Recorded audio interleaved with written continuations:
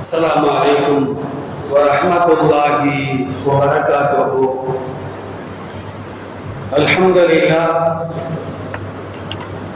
لله نحمده ونستعينه ونستغفره ونؤمن به ونتوكل عليه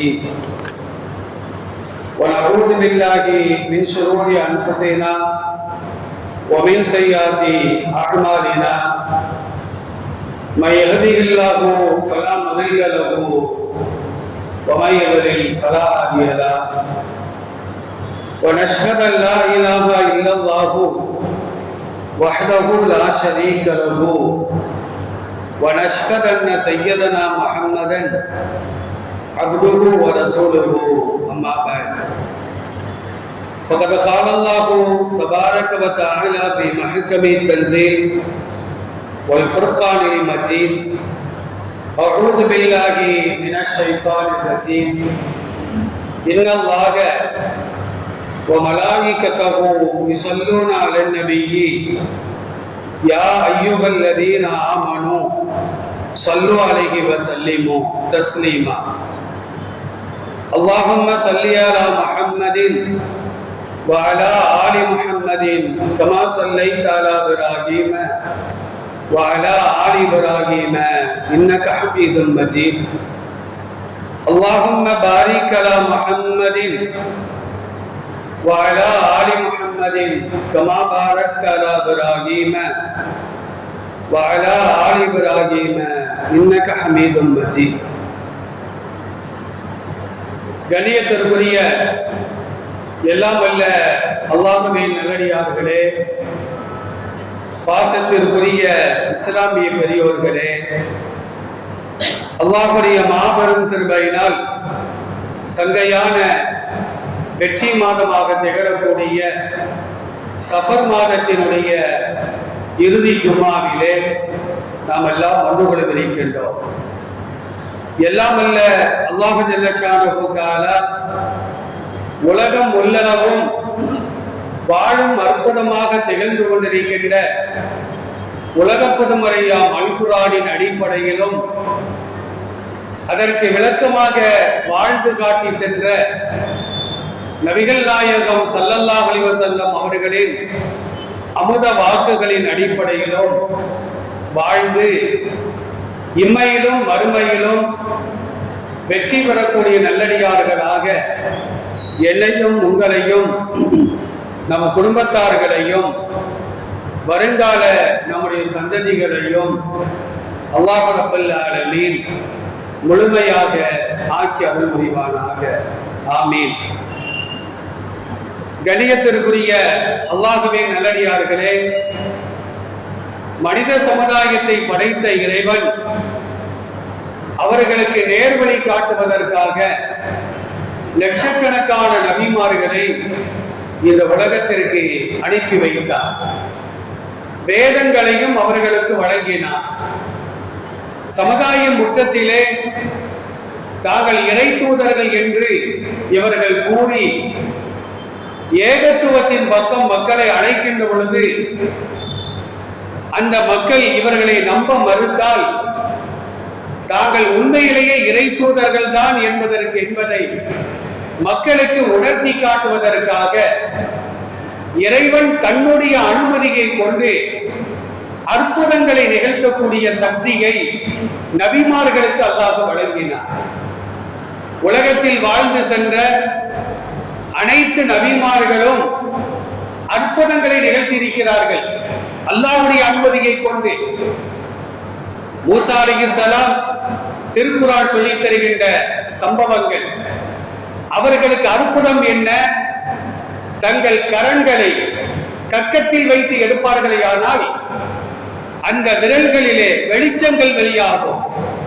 இருளிலே அவர்கள் அந்த வெளிச்சத்தை கொண்டு நடந்து செல்வார்கள். ஒரு கம்பை அல்லாஹ் கொடுத்தார். கீழே போடி என்று சொன்னால் அது பாம்பாக மாறும். பிடி என்று சொன்னால் அந்த பாம்பு மறுபடியும் கம்பாக மாறிக்கொள்ளும். அந்த கம்பை கொண்டு ஒரு பாறையில் அடி என்று சொன்னால் இவர்கள் அடிப்பார்கள். அங்கே தண்ணீர்கள் வெளியாகும். கடலிலே அடிக்க சொல்வான் அல்லாஹ், இவர் அடிப்பார், பானைகளாக மாறிவிடும். இப்படியாக ஒவ்வொரு நபிமார்களுக்கும் அற்புதங்கள் என்று சொல்லப்படுகின்ற முஅஜிசாத்துகளை அல்லாஹ் வழங்கி இருந்தார். நபிகள் நாயகம் ஸல்லல்லாஹு அலைஹி வஸல்லம் அவர்களுக்கு முன்னால் வாழ்ந்து சென்ற ஈசா அலைஹிஸ்ஸலாம் அவர்களுக்கு என்ன அற்புதம்? தொழுநோயை குணப்படுத்துவார்கள். அவர்கள் மீது கையை அல்லாஹ் வைக்க சொல்வார். இவர் கைகளை வைப்பார், தொழுநோயுடைய அடையாளமே இல்லாமல் ஆகிவிடும். பிறவி குருடர்களின் கண்களிலே அல்லாஹ் கை வைக்க சொல்வார். இவர் கை வைப்பார், அந்த கண்களிலே பார்வை வந்துவிடும். பிறவி ஊமைகள் பேசுவார்கள், முடவர்கள் எழுந்து ஓடுவார்கள், நடப்பார்கள். இதுவெல்லாம் ஈசா அலைஹிஸ்ஸலாம் அவர்களுக்கு வழங்கப்பட்ட அற்புதங்கள். இப்படியாக நாம் அடுக்கிக் கொண்டே செல்லலாம். கற்பனை கதைகள் அல்ல, ஆதாரபூர்வமாக திருக்குர்ஆனிலே பதிவு செய்யப்பட்ட சம்பவங்கள். ஆனால் அந்தந்த நபிமார்கள் இறந்த பின்னால் அந்தந்த அற்புதங்களும் இல்லாமல் போய்விடும். ஈசா அலைஹிஸ்ஸலாமுடைய பெயரை சொல்லி இன்னைக்கு அற்புதங்களை நிகழ்த்துகின்றார்களே, அற்புதங்களை நிகழ்த்தி காட்டுபவர் வீல் சேர்ல வராரு, அவரால் எஞ்சி நடக்க முடியல, மற்றவர்களை நடக்க வைக்கின்றார். மேடைகளிலே நாம் பார்க்கின்றோம். பிறவி குடர்களை சுகப்படுத்துவதாக சொல்லி கண்களிலே கையை வைக்கின்றார், அவருக்கு பார்வை வருகிறது. ஆனால் கை வைப்பவருக்கு பார்வை வர மறுக்கிறது. இப்படியாக அந்தந்த நபிமார்கள் இறந்த பின்னால் அந்தந்த அற்புதங்கள் இல்லாமல் போய்விடும். ஆனால் நம் உயிரினும் மேலான முஹம்மது ஸல்லல்லாஹு அலைஹி வஸல்லம் அவர்களுக்கு அல்லாஹ்வினால் வழங்கப்பட்ட அற்புதங்களிலே ஒரே ஒரு அற்புதம் மாத்திரம், பெருமானார் வஃபாத்தாகி 1400 ஆண்டுகளை கடந்த பின்னாலும் கூட உலகம் உள்ளளவும் அந்த அற்புதம் உயிரோட்டமாக இருந்து கொண்டே இருக்கும். அதுதான் நம்முடைய கரங்களிலும் வீடுகளிலும் தூங்கிக் கொண்டிருக்கின்ற அல் குர்ஆன் என்பதை அல்லாஹ் ரப்பல் ஆலமீன் அல் குர்ஆனிலே சொல்லி காட்டுகின்றார். திருக்குர்ஆன் நிகழ்த்தியிருக்கின்ற அற்புதங்களை நாம் பட்டியல் போட்டால் பல ஜும்மா மேடைகளிலே அதை நாம் பேசிக்கொண்டே இருக்கலாம்.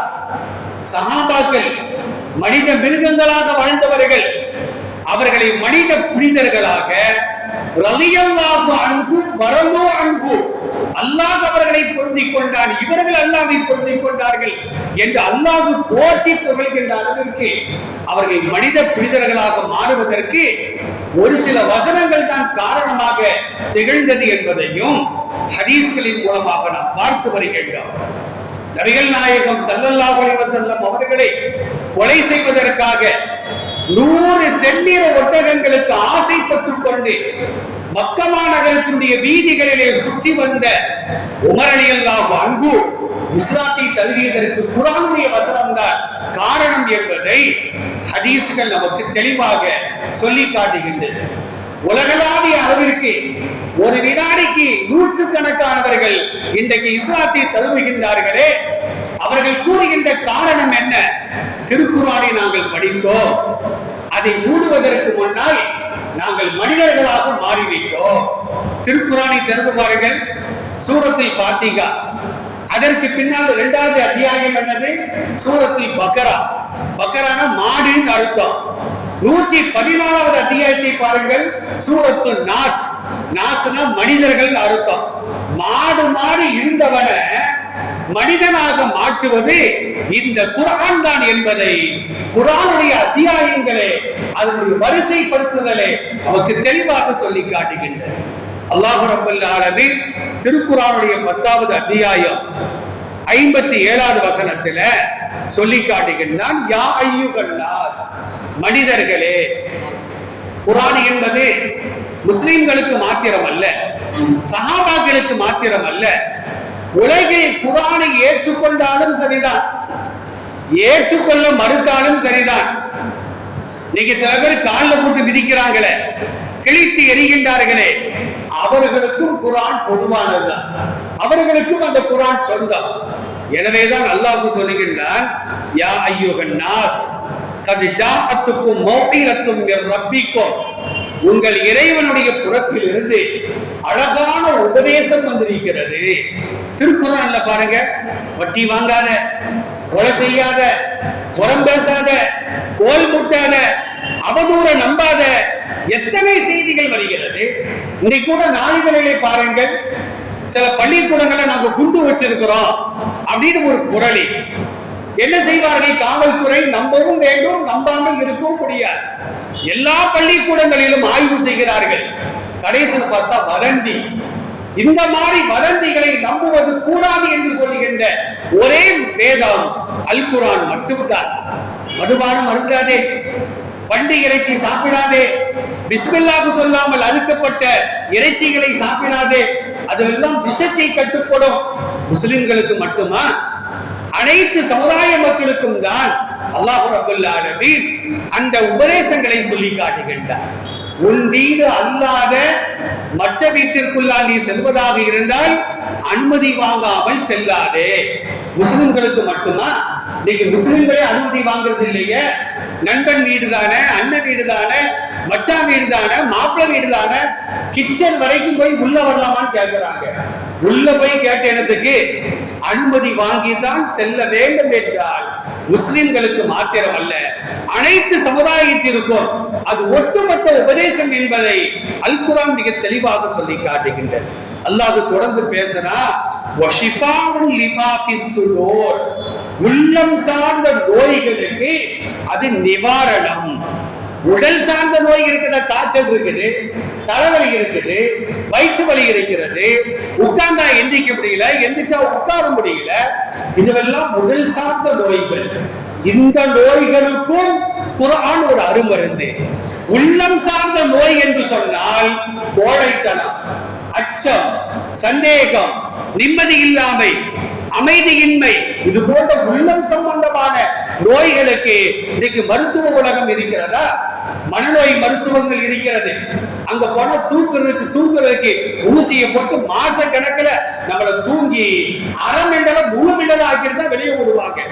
நம்மளை எல்லாவற்றையும் கறந்து விட்டு, நம்ம சொத்துக்களை எல்லாம் விற்று நம்மளை பிச்சைக்காரனாகத்தான் வீட்டிற்கு அனுப்புவார்கள்.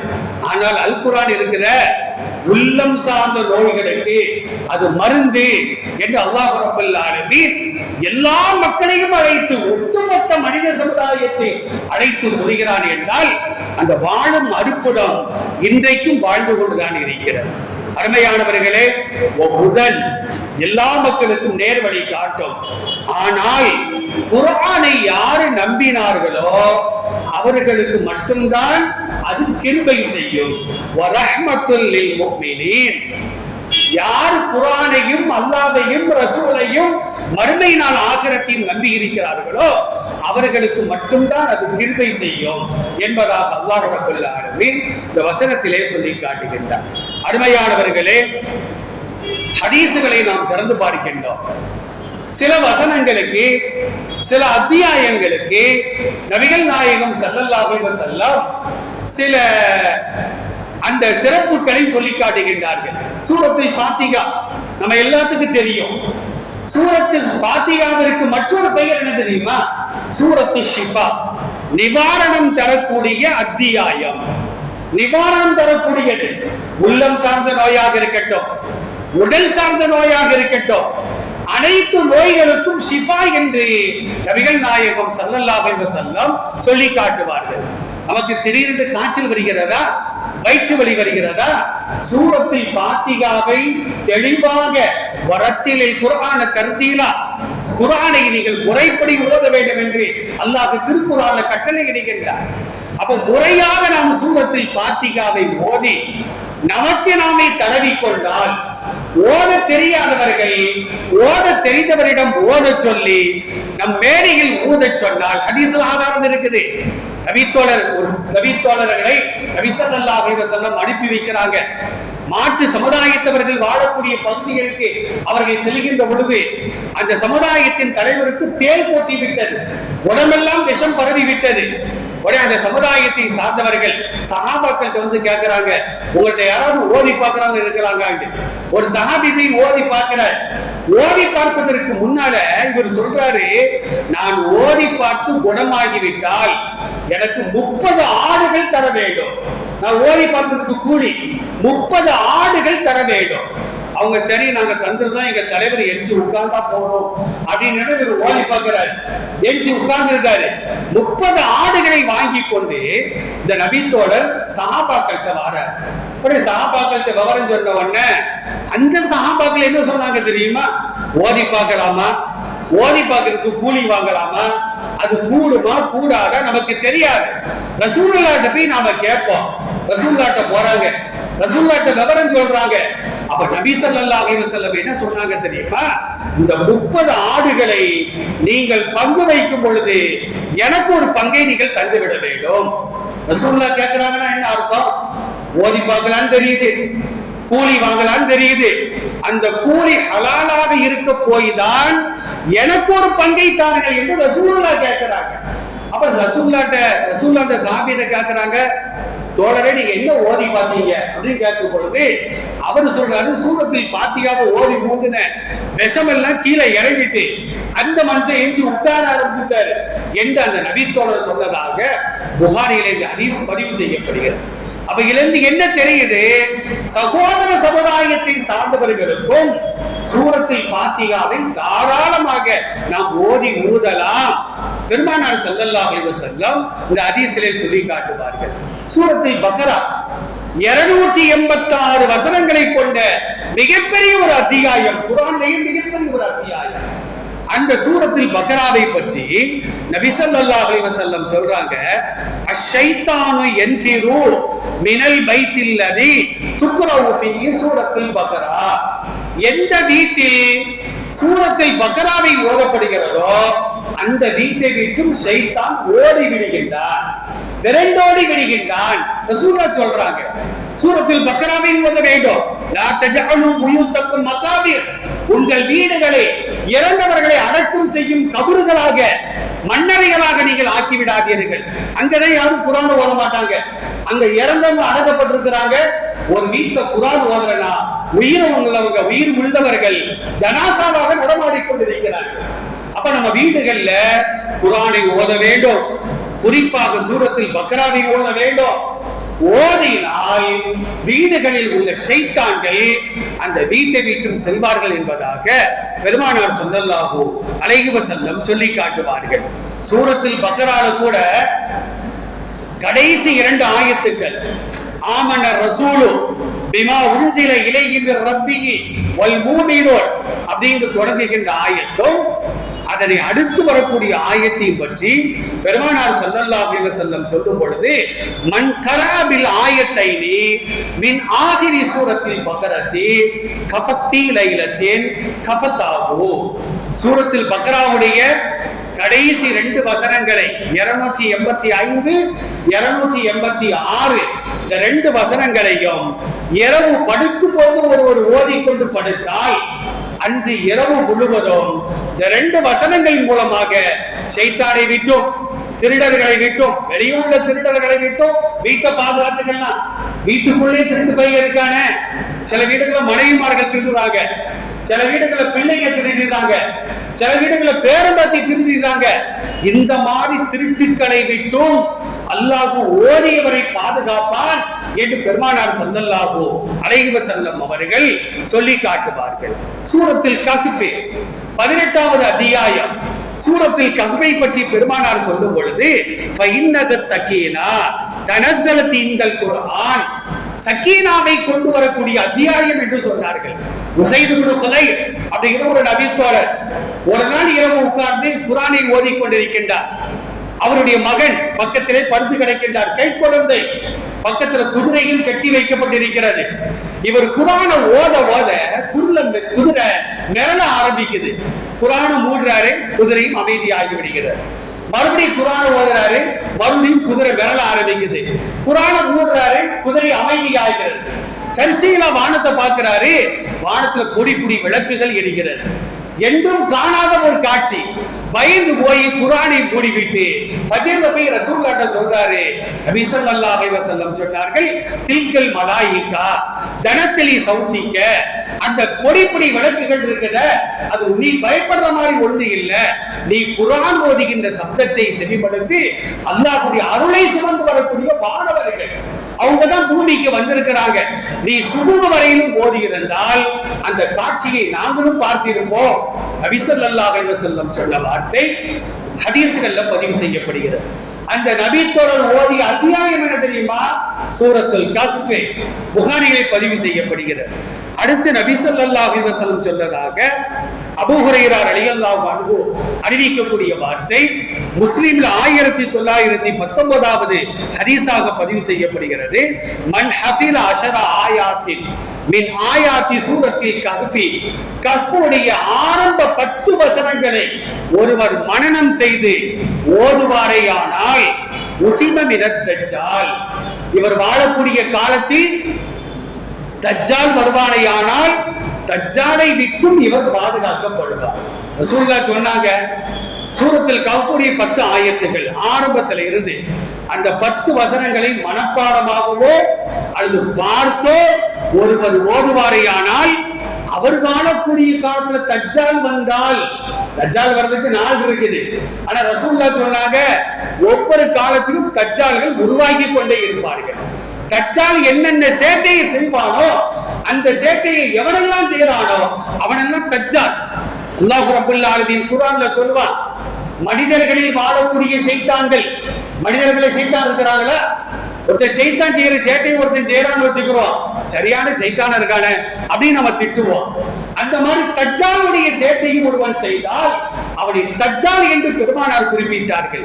அப்ப அந்த தஜ்ஜாலோ இந்த தஜ்ஜாலோ நாம சூரத்தில் கஹ்ஃபுடைய முதல் 10 வசனங்களை ஓதுவோமே ஆனால் தஜ்ஜாலுடைய சேட்டைகளை விட்டும் அல்லாஹ் பாதுகாப்பான். பெருமானார் ஸல்லல்லாஹு அலைஹி வஸல்லம் சொல்றார்கள். சூரத்துல் இக்லாஸ் நமக்கு எல்லோருக்கும் மனப்பாடமாக இருக்கும். குல் ஹுவல்லாஹு அஹத் அல்லாஹுஸ் ஸமத் அப்படிங்கிற அத்தியாயம். இந்த அத்தியாயத்தை பற்றி பெருமானார் ஸல்லல்லாஹு அலைஹி வஸல்லம் சொல்வார்கள். மஸ்ஜிது குபா, ரசூலுல்லாஹ் மதீனாவுக்கு போன உடனே முதலாக எழுப்பிய பள்ளிவாசல் தான் மஸ்ஜிதே குபா. இந்த மஸ்ஜிதே குபாவுக்கு பெருமானார் அவர்கள் ஒவ்வொரு வியாழக்கிழமையும் செல்வார்கள், மதீனாவிலிருந்து செல்வார்கள். அந்த மஸ்ஜிதுல் குபால ஒரு இமாமை நியமனம் செய்தார்கள் பெருமானார் ஸல்லல்லாஹு அலைஹி வஸல்லம். அவர் என்ன செய்வார் தெரியுமா? 5 வக்திலையும் சூரத்தில் ஃபாத்திஹா ஓதுவார், அடுத்து குல் ஹுவல்லாஹ் சூரா தான் ஓதுவார், வேற எந்த சூறாவையும் ஓத மாட்டார். அப்ப சஹாபாக்கள் என்ன இவர் எதுக்கு எடுத்தாலும் குல் ஹுவல்லாஹ் ஆகுது, அல்லாஹு ஸமது இதே தான ஓதுறாரு, அவர் ஓதுறதும் பிடிக்கல, இந்த இமாம மாத்துறதும் சஹாபாக்களுக்கு பிடிக்கல. ஏன்னா இவர் எல்லா சஹாபிகளுக்கும் பிடித்தமான ஒரு சஹாபி, இருந்தாலும் ஒரு குல் ஹுவல்லாஹ்வை ஓதிட்டு இருக்கிறாரு அப்படின்னு ரசூலுல்லாஹ்ட்ட போய் முறையிட்டாங்க. ரசூலுல்லாஹ் அழைச்சு கேட்டாங்க, சஹாபாக்கள் சொன்னதெல்லாம் உண்மையான்னு கேட்டாங்க. உண்மைதான் யார சொல்லலாம், வேற என்னத்துக்கு அதே சூறாவை திரும்ப திரும்ப நீங்க ஓதுறீங்க? யார சொல்லலாம், அல்லாஹ் தன்னை பற்றி முழுமையாக அந்த அத்தியாயத்தில் கூறுவதனால் சூரத்துல் இக்லாஸை நான் பிரியப்படுகிறேன். அப்பதான் ரசூலுல்லாஹ் சொன்னாங்க, குப்புக்க ஈயாஹு அத்கலகல் ஜன்னா, நீ குல் ஹுவல்லாஹ் சூராவை பிரியப்படுகின்ற காரணத்தினால் அந்த பிரியம் உன்னை சுவர்க்கத்திற்குள்ளால் நுழைய செய்யும் என்று சொன்னார்கள். அப்ப குல் ஹுவல்லாஹ் சூரா சாதாரண சூரா அல்ல, அது அல்லாஹ் தன்னுடைய வல்லமைகளை, தன்னுடைய சிபத்துகளை, தன்மைகளை தெளிவாக எடுத்துரைக்கின்றார். பெருமானார் ஸல்லல்லாஹு அலைஹி வஸல்லம் சொன்னார்கள், வல்லதி நஃப்ஸி பியதிஹி, என் ஆன்மா யார் வசம் இருக்கிறதோ அவன் மீது சத்தியமாக, இன்னஹா லதஅதிலு சுலுஸல் குர்ஆன், ஒருவர் குல் ஹுவல்லாஹ் சூராவை ஒரு முறை ஓதினால் குர்ஆனில் 3இல் ஒரு பகுதியை ஓதிய நன்மை அல்லாஹ் அவருக்கு கொடுப்பார். 3 முறை ஓதுவாரேயானால் முழு குர்ஆனையும் ஓதிய நன்மை அவருக்கு கிடைக்கும் என்பதாக பெருமானார் ஸல்லல்லாஹு அலைஹி வஸல்லம் சொல்லி காட்டுகிறார்கள். அருமையானவர்களே, குல் யா அய்யுஹல் காஃபிரூன், சூரத்துல் காஃபிரூன் அந்த அத்தியாயம் இருக்கின்றதே, அந்த அத்தியாயத்தை பற்றி பெருமானார் சொல்லும் பொழுது தஅதீலு ருபுல் குர்ஆன், ஒரு முறை ஒருவர் குல் யா அய்யுஹல் காஃபிரூன் லா அஅ்புது மா தஅ்புதூன் என்று ஓதுவாரேயானால் குர்ஆனில் 4இல் ஒரு பகுதியை ஓதிய நன்மையை அல்லாஹ் அவருக்கு வழங்குவான் என்பதாக பெருமானார் ஸல்லல்லாஹு அலைஹி வஸல்லம் சொல்லி காட்டுகிறார்கள். அருமையானவர்களே, இப்படியாக சில வசனங்கள், சில அத்தியாயங்கள், அதற்கெல்லாம் பெருமானார் சிறப்பை கூறியிருக்கிறார்கள். இதையெல்லாம் ஓதி நாம் உணர வேண்டும். குர்ஆனை அல்லாஹ் ஏன் இறக்கி வச்சான் தெரியுமா? அது குர்ஆனை சாட்சி சொல்லுகிறது. நீ துந்திர கௌமன் மா உந்திர ஆபாவுக்கும் ஃபஹும் காஃபிலூன்.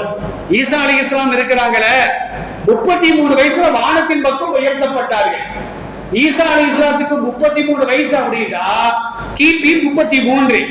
ஏன்னா ஈசா அலைஹிஸ்ஸலாம் பிறந்த பின்னால்தான் கிபி 1, 2 இப்படி வருகிறது. 33 வயசுல வானத்தின் பக்கம் சென்றார் என்றால் அப்ப வானத்துக்கு போறது கிபி 33. அந்த கிபி 33ல இருந்து கிபி 610 வரையிலும் இந்த உலகத்துல நபிமார்களே கிடையாது. எச்சரிக்கை செய்யக்கூடியவர்கள் யாரும் கிடையாது. அந்த நேரத்தில் வாழ்ந்தவர்களை பற்றி சுவர்க்கவாதிகளா நரகவாதிகளா பேசுறதுக்கு எனக்கும் அருகதை கிடையாது. உலகத்துல யாருக்கும் அருகதை கிடையாது. ஏன்னா நபிமார்கள் இல்லாத ஒரு காலகட்டம். அந்த காலத்தில் வாழ்ந்தவர்களை பற்றி நாம் பேசவே கூடாது. அப்ப அந்த காலத்துல எச்சரிக்கை செய்வதற்கு யாரும் வரல. பெருமானார் 570 பிறக்கிறாங்க. 40ஆம் வயதில் தான் 610 தான் அவர்களுக்கு நபித்துவம் கிடைக்கிறது. அப்ப 610ல கிபி 33ல இருந்து 610 வரையிலும் நேர்வழி காட்டக்கூடியவர்கள் இது தவறு, இது சரி, இதை செய்யலாம், இதை செய்வது கூடாது என்று சொல்வதற்கு உலகத்தில் யாரும் இல்லாத காரணத்தினால் அவர்களை எச்சரிக்கை செய்வதற்கு யாரும் இல்லை. இப்போ அவர்களின் சந்ததிகளாக இருக்கக்கூடியவர்களை எச்சரிக்கை செய்வதற்காகத்தான் இந்த குர்ஆனை நாம் இறக்கி வைத்தோம். அல்லாஹ் சொல்லுகிறார் சூரத்து யாசீன்ல 6வது வசனம், நீ துந்திர கௌமன், ஒரு சமுதாயத்தை நீங்கள் எச்சரிக்கை செய்வதற்காக இந்த குர்ஆனை நாம் இறக்கி வைத்தோம். எப்படிப்பட்ட சமுதாயம்? மா உந்திர ஆபாவுக்கும், அவர்களின் முன்னோர்கள் கிபி 33ல இருந்து 610 வரைக்கும் வாழ்ந்து இறந்தாங்களே, அவர்கள் எச்சரிக்கை செய்யப்படவில்லை. அந்த முன்னோர்களின் சமுதாயம் சந்ததியினர் அவர்களை எச்சரிக்கை செய்வதற்காக இந்த குர்ஆனை நாம் இறக்கி வைத்தோம். அடுத்து 100 ஆயத்தில் அல்லாஹ் சொல்றான் பாருங்க, சூரத்து ஷூரா 42வது அத்தியாயம். அவ்ஹைனா இலைக்க குர்ஆனன் அரபியன், இந்த குர்ஆனை அரபி மொழியிலே நாம் வகியாக அனுப்பி வைத்தோம். நீ துந்திர உம்மல் குரா, உம்மல் குரான மக்காவுக்கு 100 பேர், மக்காவுக்கு பக்கான்னு ஒரு பேர் இருக்குது, உம்மல் குரான் ஒரு பேர் இருக்குது. அப்ப உம்மல் குராவை எச்சரிக்கை செய்வதற்காக வமன் ஹவுலஹா, அதை சுற்றி இருக்கின்ற எல்லா நாடுகளையும் எல்லா ஊர் மக்களையும் எச்சரிக்கை செய்வதற்காகத்தான் இந்த குர்ஆனை நாம் இறக்கி வைத்தோம் என்று அல்லாஹ் ரப்பல் ஆலமீன் தொடர்ந்து பேசிக்கொண்டே இருக்கின்றார். அருமையானவர்களே, ஒரே ஒரு செய்தியை பாருங்கள். உபய் இப்னு கஅப் ரலியல்லாஹு அன்ஹு அறிவிக்கக்கூடிய செய்தி முஸ்லிம் என்ற கிதாபில் 1921வது ஹதீஸாக பதிவு செய்யப்படுகிறது. உபய் இப்னு கஅப் ரசூலுல்லாஹ் கேட்கிறாங்க, ஐயா ஆயத்தின் ஃபீ கிதாபில்லாஹி அஅலம், குர்ஆனிலே உள்ள வசனங்கள்ல மிகச்சிறந்த வசனம் எது என்று கேட்கின்றார்கள். அவர் அல்லாஹ்வுக்கு ரசூலுக்கு தான் தெரியும் சொல்லி சமாளிச்சார். ரசூலுல்லாஹ் திரும்ப 3 முறைகள் இந்த கேள்வியை கேட்ட உடனே 4வது தடவை அவர் சொல்றாரு, ஆயத்தல் குர்சி, ஆயத்தில் குர்சி தான் சிறந்த வசனம் என்று சொல்லுகின்றார். உடைய ரசூலுல்லாஹ் என்ன செஞ்சாங்க தெரியுமா? ரசூலுல்லாஹ்வுக்கு ஒரு நல்ல தன்மை, ஒரு நல்ல பண்பாடு நாம் படித்துக் கொள்ள வேண்டும். பாராட்டுகின்ற தன்மை இன்றைக்கு சமுதாயத்துல ஒரு குதிரை கொம்பாக, ஒரு காணல் நீராக மாறி வருகிறது. மனைவியை பாராட்ட வேண்டும் கணவர், கணவனை பாராட்ட வேண்டும் மனைவி, பெற்றோர்கள் பிள்ளைகளை, பிள்ளைகள் பெற்றோர்களை, செயற்கரிய ஒரு செயலை செய்தவர்களை நாம் பாராட்டி பழக வேண்டும். ரசூலுல்லாஹ் பாராட்டினாங்க. அந்த சாதியை பார்த்து சொன்னாங்க, அபு முந்திரே, அல்லாஹ் உனக்கு கல்வியின் மூலமாக பல சிறப்புகளை தரட்டும். டக்கு நீங்க சொல்லிட்டீங்கள என்று பாராட்டுகின்றார்கள். இந்த ஆயத்தில் குர்சி இருக்கிற, ஆயத்தில் குர்சிய ஒருவர் படுக்கிற நேரத்தில் ஓதிட்டு படுத்தார்னா அன்று இரவு முழுவதும் ஷைத்தானை விட்டும் அவர் பாதுகாக்கப்படுவார். பெருமானார் ஸல்லல்லாஹு அலைஹி வஸல்லம் சொல்வார்கள். இன்னொரு ஹதீஸ் பாருங்க, இப்னு ஹிப்பான்ல பதிவு செய்யப்படுகிறது. அபூ உமாமா ரலியல்லாஹு அன்ஹு அறிவிக்கிறாங்க, மன் கரஅ ஆயத்தல் குர்சி ஃபீ துபரி குல்லி ஸலாத்தின் மக்தூபத்தின் லம் யம்னஹு மின் துகுலில் ஜன்னah இல்லல் மௌத். ஃபர்லான கடமையான தொழுகைகளுக்கு பின்னால் ஃபஜ்ர், லுஹர், அஸ்ர், மக்ரிப், இஷா, ஜும்மா தொழுகை இந்த தொழுகைக்கு பின்னால தொழுத இடத்திலேயே அமர்ந்து கொண்டு ஒருவர் ஆயத்துல் குர்சியை ஓதுவாரேயானால் அவர் சொர்க்கம் செல்வதற்கு மரணம் தான் தடையாக இருக்கிறது. ஆயத்துல் குர்சி ஓதணும், நம்ம ஓத மாட்டேங்கிறவ சலாம் கொடுத்த உடனே எஞ்சி ஓடதானே பார்க்கிறோம். ஒரு சலாம் இமாம் கொடுத்திருப்பாரு, ரெண்டாவது சலாம் நடந்துகிட்டே சில பேர் கொடுக்குறாங்க. இப்படி இருந்தா நம்ம எப்படி ஆயத்துல் குர்சியை ஓத முடியும்? அந்த ஆயத்துல் குர்சியை நாம் ஓதினால் ஷைத்தானை விட்டும் அல்லாஹ் பாதுகாப்பை கொடுக்கின்றார். சில ஊர்கள்ல நம்ம பார்க்கிறோம், நம்ம ஊர்கள்ல அந்த மாதிரி இல்ல. இந்த ஜனாசாவை தூக்கிட்டு போவாங்க தெரியுமா, சந்தூக்கு மேல ஒரு போர்வையை போட்டிருப்பாங்க, அதுல பார்த்தா ஆயத்துல் குர்சி இருக்குது. அஸ்மாவுல் ஹுஸ்னாவை எழுதி இருக்கிறாங்க. நான் கூட சமீபத்தில் ஒரு ஊர்ல போகும்போது நான் சொன்னேன், இதெல்லாம் அநியாயங்க, ஜனாசாவுக்கு மேல இப்படி ஆயத்துல் குர்சியை போடலாமா? அதுக்காண்டி அல்லாஹ் ஆயத்துல் குர்சி இறக்கி வச்சிருக்கிறான், ரசூலுல்லாஹ் சொல்லி இருக்கிறாங்களா? அதெல்லாம் நாங்க அப்படிதான் போடுவோன்ட்டேன். கடைசியில கபுர்ஸ்தான்ல போய் அந்த துணி எடுத்து கீழே போடுறாரு, அந்த துணிக்கு மேலதான் எல்லாரும் ஏறி நிற்கிறான். ஆயத்துல் குர்சி ஆழமா ஆயத்தே மிக சிறந்த கண்ணியமான ஒரு வசனம். அது நம்முடைய கால்களிலே மிதிப்படுகிறது. இவருடைய நண்பருடைய தந்தை ஹஜ்ஜிக்கு போனார். போயிட்டு வரும்போது இவ்வளவு அரபி பேப்பரை அள்ளிட்டு வராரு. ரோட்ல கிடக்கிற அரபி பேப்பர்னா குரான் ஆயத்துன்னு நினைச்சுக்கிட்டேன். அங்க அரபியில் தானே இருக்கும். அந்த மாதிரி சில பேர் கண்ணியம் கொடுக்குறாங்க. ஆயத்துல் குர்சி குர்ஆனுடைய வசனம் என்று தெரிந்து கொண்டு அதுக்கு மேலே ஏறி விதிக்கக்கூடிய சமுதாயங்களையும் கண்கூடாக நாம் பார்த்து வருகின்றோம். தயவு செய்து மகல்லா நிர்வாக பெருமக்கள் இந்த சபையிலே இருப்பார்களே ஆனால் தங்கள் மகல்லாக்களிலே சந்தூக்கின் மீது போடப்படுகின்ற துணிகளிலே ஆயத்துல் குர்சி இருக்குமானால் அதை உடனடியாக அப்புறப்படுத்த வேண்டும். அல்லாஹ் ஓடுவதற்குத்தான் ஆயத்துல் குர்சியை நமக்கு தந்தானே தவிர ஜனாசாவின் மீது போடுவதற்கோ சந்தூக்கின் மீது போடுவதற்கோ அந்த ஆயத்துல் குர்சியை நமக்கு தரவில்லை. அது அதற்கு கொடுக்கின்ற கண்ணியமும் அல்ல, அவமரியாதை. குர்ஆனுடைய வசனங்களில் ஒரு வசனத்தை நாம் அவமரியாதை செய்தாலும் மறுமை நாள் ஆகிரத்தில கண் தெரியாத கபோதிகளாக நாம் எழுப்பப்படுவோம் என்பதாக அல்லாஹ் ரப்பல் ஆலமீன் அல் குர்ஆனிலே ஒரு வசனத்திலே சொல்லுகின்றார். இன்ஷா அல்லாஹ் இது போன்ற வசனங்களை நாம் ஓதுவோம், அல்லாஹ்வுடைய கண்ணியத்தை பெறுவோம், ஷைத்தானை விட்டு பாதுகாப்பு பெறுவோம். எல்லாம் அல்ல அல்லாஹ் ஜல்ல ஷானஹு தஆலா குர்ஆனை ஓதக்கூடிய நன்மக்களாக நம் அனைவரையும் அல்லாஹ் ஆக்கியல் புரிவானாக. வாஹிரு தஅவானா அனில் ஹம்துலில்லாஹி ரப்பில் ஆலமீன். அஸ்ஸலாமு அலைக்கும் வரஹ்மத்துல்லாஹ்.